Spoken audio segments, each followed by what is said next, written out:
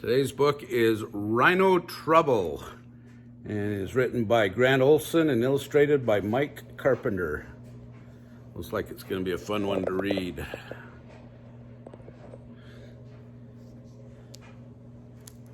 I like the rhino that has the green hair. It's kind of clever illustration.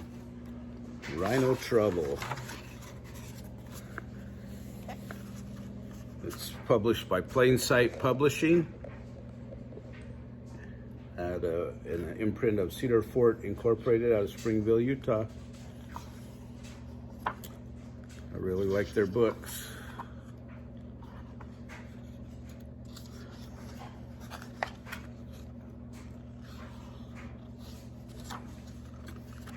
It's for Olive and Clark, and it says it's the Umbrella Foundation. 100% of the author's proceeds of this book are being donated to the Umbrella Foundation, an international charity that protects and educates at-risk children in Nepal. So I encourage you to go out and buy it and read along with Grandpa and Grammy as they read these books. My village had rhino trouble. Each night, greedy rhinos would stomp out of the jungle and eat our crops. My father asked me and my brother to guard the potatoes. He gave each of us a stick and said, "We need you to stop the rhinos from gobbling up all of our food. But we're too small. You're stronger than you think," he said. "Besides, you boys just eat mangoes and chase lizards. This is your chance to help the village." Ooh, rhinos are kind of scary, aren't they? Night fell, and we heard a grunt from the trees. "Who's there?" I asked. "Just some traveling musicians," came the reply.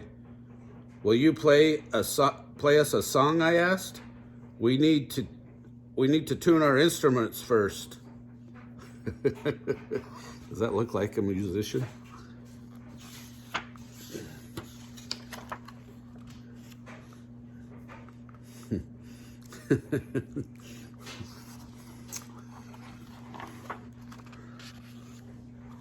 "You are not musicians," I said. "You are rhinos." "That's right," they shouted. "Now get out of our way or we'll smash you flat." And with that, those pesky rhinos barged out of the trees and ate all of our potatoes.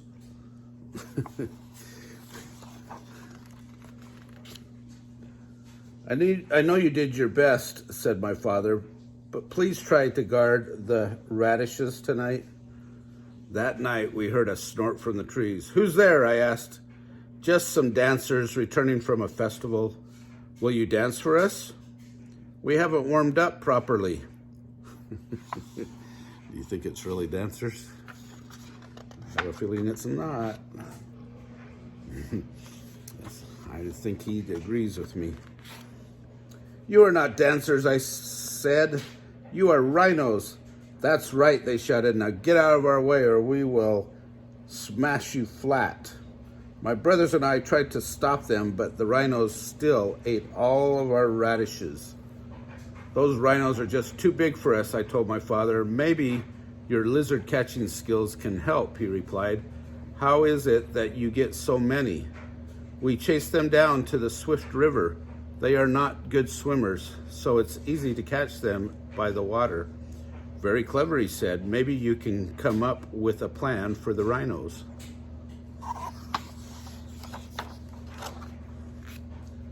My brother and I talked until the sun went down. As we guarded the corn, a rumble came from the trees. This time we were ready. "Who's there?" I asked. Are you swimmers returning from the deep lake?"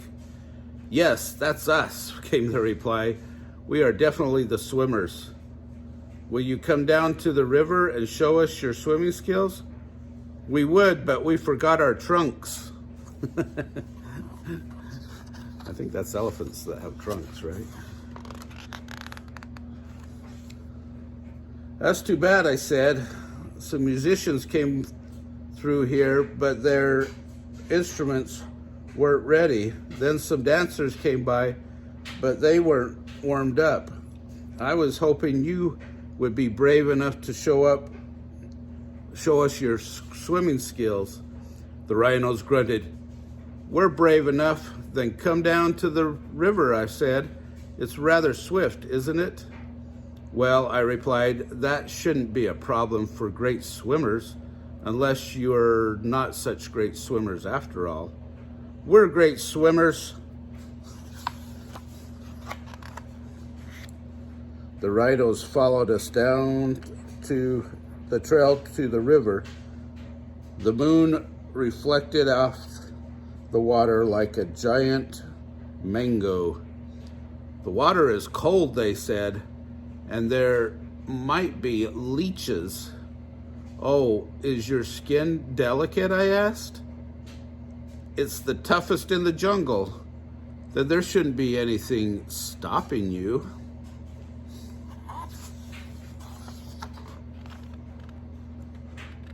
Nothing can stop us, they bellowed as they plunged into the water. We waved goodbye as the rhinos were carried away down the swift river. The people of my village cheered when they saw the crops.